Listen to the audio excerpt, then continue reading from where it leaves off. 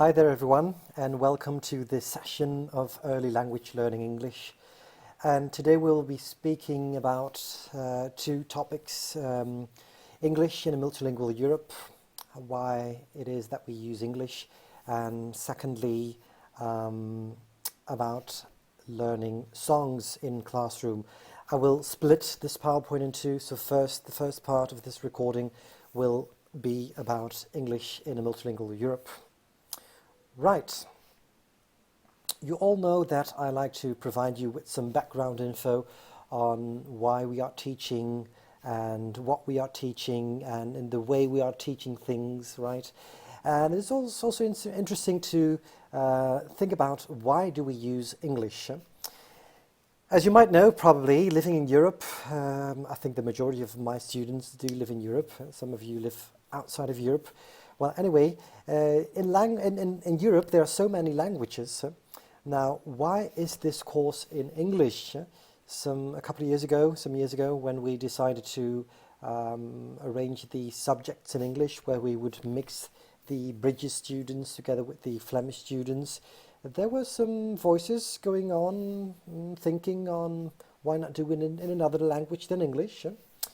So, as you can see on this map, there's a lot of languages in Europe, and English is just a part in Britain and not in the region where I am at the moment, which is Dutch speaking, next to French speaking, next to German speaking, etc.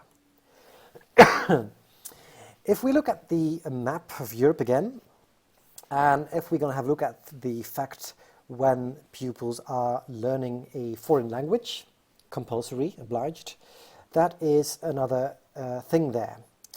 You can see immediately the blue spots. You can see Belgium over there, right? Even Flanders and Wallonia and the Brussels region. You can see that they are on in the level of above 10 years old. So our pupils, as you know, from 5th grade on, they learn French as a compulsory language. And that is the case in the Netherlands and also in Wales and Northern Ireland. In those regions, they start learning compulsory another language from 10 years old on or older. Now, what you might notice there as well, in Ireland and in Scotland, there's no foreign language as a compulsory subject. Quite another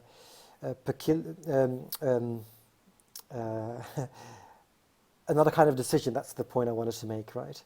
And then again in Poland, they start rather early, underneath 6 years old.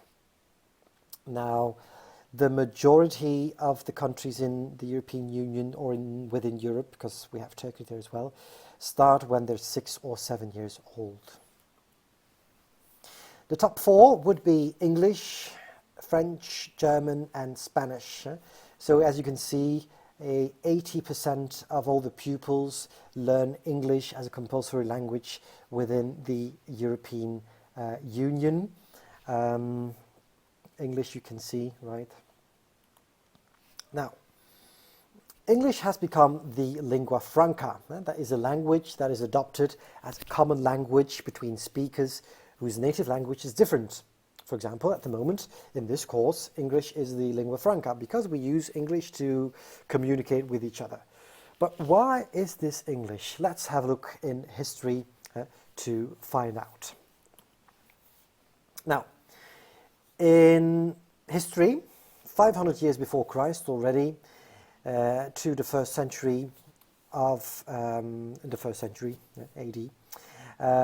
the Germanic languages imported a lot of Celtic loanwords, and not the other way around. That means that the Germanic rulers, if you like, who were ruling over all of different regions within Europe, where all of the Celts were living, they imported a lot of those words that the Celts were using already, and not the other way around. You might think that the one who is ruling might be only using his or her language, but that's not the case for this in this case.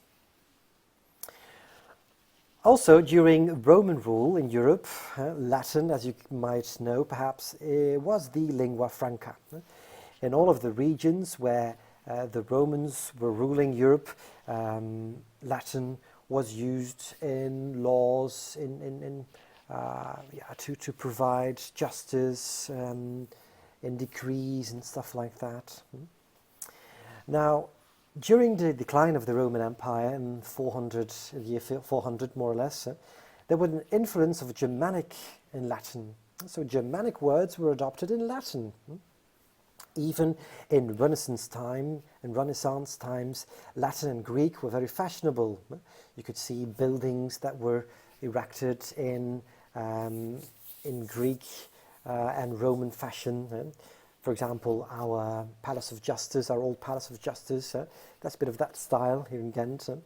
Now, Greek and Latin words were imported in languages all across Europe, also in English. And we have some proof for that. And there's a quote from 1561 from a certain Sir John Cheek, I don't know how to pronounce that properly, in Hobie in 1561. And he is writing, "I am of this opinion that our own tongue should be written clean and pure, unmixed and unmangled with borrowing of other tongues, wherein if we take not heed by time, ever borrowing, and never paying, she shall be fined to keep her house as bankrupt." So even he was already warning to keep English a clean language. Now, today, similar controversies exist. For example, in the Netherlands, our neighbouring country here, English has a rather high prestige on public perception. That means that the majority of the people living in the Netherlands think that English is a good and proper language which should be used all of the time, or which has a certain kind of high esteem. Now, to others, there is a fear for Dutch losing out on English. And this happens in those countries where inhabitants are proficient in English. For example, in the Netherlands, we have a high proficiency in the Netherlands of English speakers. So there is some kind of fear that Dutch, the native language, will lose influence. English is indeed present in everyday life in those countries, and the same is for Flanders. Now, funny enough, Dutch in this time, in this era, 2020, and already years before that, Dutch has never been used in so many cases, in so many domains of public life. But nevertheless, there is still a fear of certain people living in Flanders that Dutch, Flemish if you like, is losing its importance. That's why there are certain rules. For example, the public transportation system, the lane, the buses and trams, it is forbidden to put more than 20%, or I think 10 or 15%, something like that, of English words on the commercial, on the promotion, which is sticked on the buses. So if you see a poster, something like that, and there's a slogan on it, it should be in Dutch and not more than 10 to 15% in English. But also, on the other hand, for the first time, there are more people learning Dutch as a second language. And that is also true for many other European languages. So we see, on the one hand, we see this kind of protectionism, if you like, towards the language and culture. And on the other hand, we see a willingness and openness towards different languages.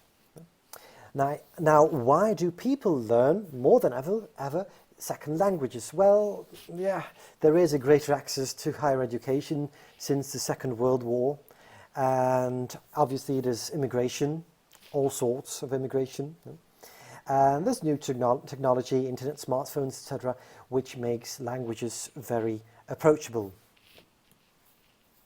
Now, if we would compare Dutch to all of the other languages within Europe, then Dutch is a rather small language, but it is nevertheless the 7th largest official language in the European Union. German is the largest one because it's spoken by a larger population. Think of not only Germany, but people living in Austria and Switzerland. Nevertheless, English is the lingua franca in Europe.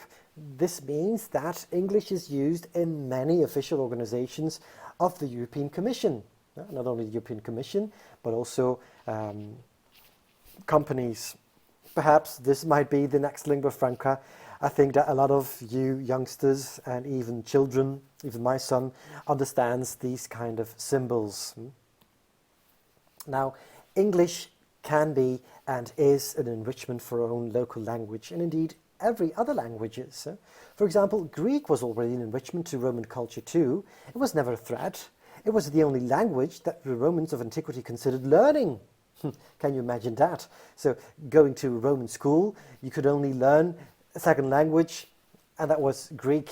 They thought, obviously, probably you could learn other languages too, but I mean that Greek had a high esteem, that people looked towards Greek as a good language to learn. Now, sometimes also, Romans thought that Greek was used too extensively, a bit like, like my example there for the trams and buses, but you must know that Greek culture never took over Roman culture. Latin still existed. It wasn't replaced by Greek at a certain point in time, so that won't happen here in Flanders as well. English won't take over. English is taking a large part in our lives, in everyday lives, but it's not entirely taking over. It helps us communicate.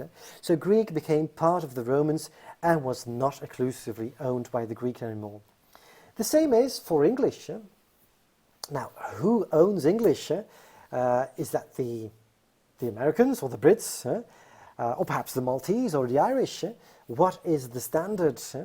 Now, perhaps we in Belgium own English as well.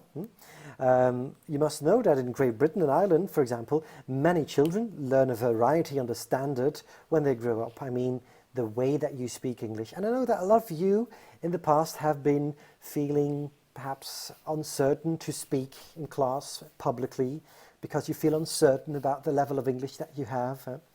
But you must know that any ways of speaking English is fine, even for your pupils as well. So you should encourage them to speak a lot, like I have tried to encourage you to speak a lot. Now, the early acquisition of English as a second language is just growing in Europe. You can see that everywhere in Europe. So the challenge is, not really a challenge, or the invitation is, embrace this lingua franca. Without English, we couldn't be communicating with each other. Right, I'm going to start this in the next presentation.